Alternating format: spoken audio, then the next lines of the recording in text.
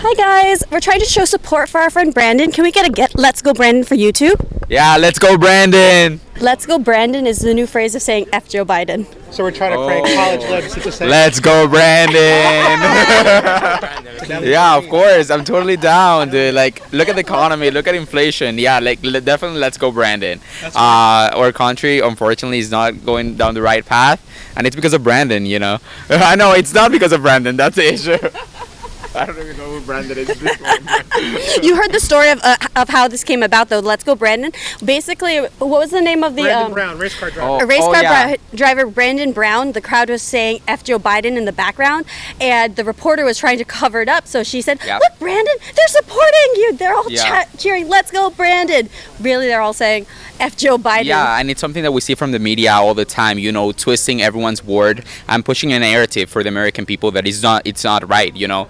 And they're great at that. I mean, the left, the socialists are great at creating a narrative that truly appeals to people, that appeals to, unfortunately, you know, the desire that people have for good things. Because at the end of the day, you know, equality is a good thing, all of that, but the whole point of the socialists is just twisting things to their advantage and promoting, you know, a system of government that does not work, has not worked in any other nation. It doesn't work in Cuba. It doesn't work in Venezuela. It didn't work in the Soviet Union back in the day. But somehow they want to establish here in the U.S. and destroy our values, destroy your country, and destroy what this country has built for 200 years.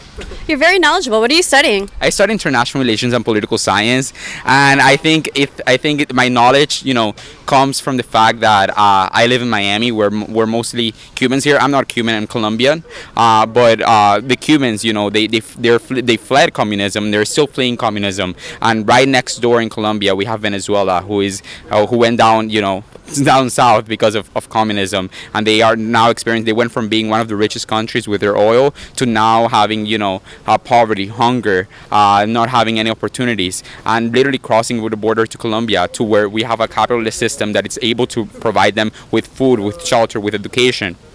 So I'm not blind to that. I'm not blind to the fact that communism has not worked. It will not work, and it shouldn't be established in the U.S. And hopefully the American people are able to see that. You're familiar with in Colombia the immigration crisis that's going on there. What are your thoughts about our southern border here in America? I think that, you know, I'm an immigrant myself, but I went through a screening process. I applied for a visa. My mom actually applied for a visa twice. The first time we were rejected, and she was offered, like, someone from Mexico offered her to come here illegally. To which she said no, because regardless of what we're experiencing, we uphold the rule of law. So the second time we went through the process again, and the American embassy gave us a visa. So I believe that if people want to come here, they should do it the right way. I think that we have a system established in place that allows for immigration, that allows people to come here and to pursue the American dream, which is very much alive, unlike the left says it.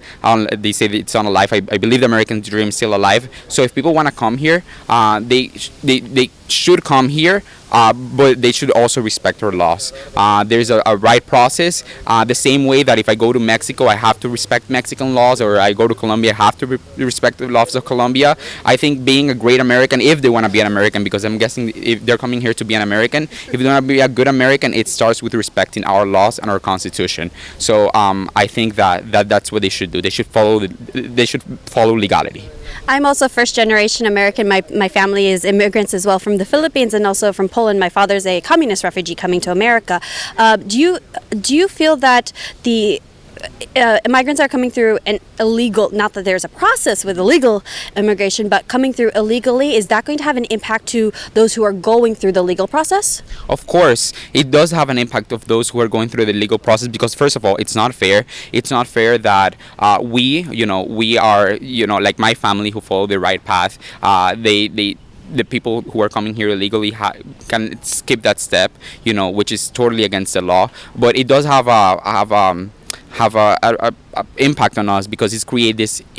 It fuels the anti-immigrant sentiment, because the people say like all immigrants are coming here illegally and breaking our laws, and it's not like that. Most Cubans, they came here through asylum. I came here through a visa process, so it does impact all immigrants overall, and it's not what immigrants are.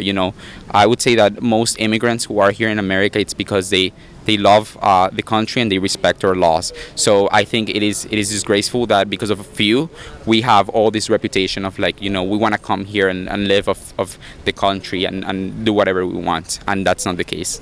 Thank you very much. All right, thank you so much. Let me say Yeah. one thing to this guy real quick. This guy's a freaking legend. What's your name, by the way? My name is Elias. All right, my audience is going to freaking love you because what you just said sounds like music to our ears because we're all about law and order. Do you want to shout out your socials? What's that? Do you have Instagram? Yes, I do. My Instagram is Elias Castilla. Right now, I'm very involved in politics. I'm a patriot. I love this country. I became an American citizen last year, actually. So I think that we should always put American first. We should fight for what is right, and we should uphold the values that this country was founded upon: freedom, and freedom. I think that's the most important thing that we have to look out for, especially during these times, which they've taken the socialists have taken COVID as an excuse to attack our most fundamental rights and liberties.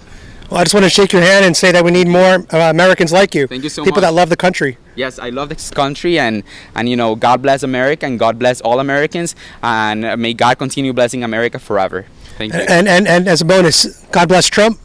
Of course, God bless Trump 2024, and That's God right. bless DeSantis because of him, Florida is doing great. Right now, Miami especially is attracting a lot of businesses. Low taxes. We have no state income tax. I interned last summer for Goldman Sachs in Salt Lake City, and one of the things that I really missed about Florida was no income tax. So Florida is a place where you can come, build your home, have a family, and live freely.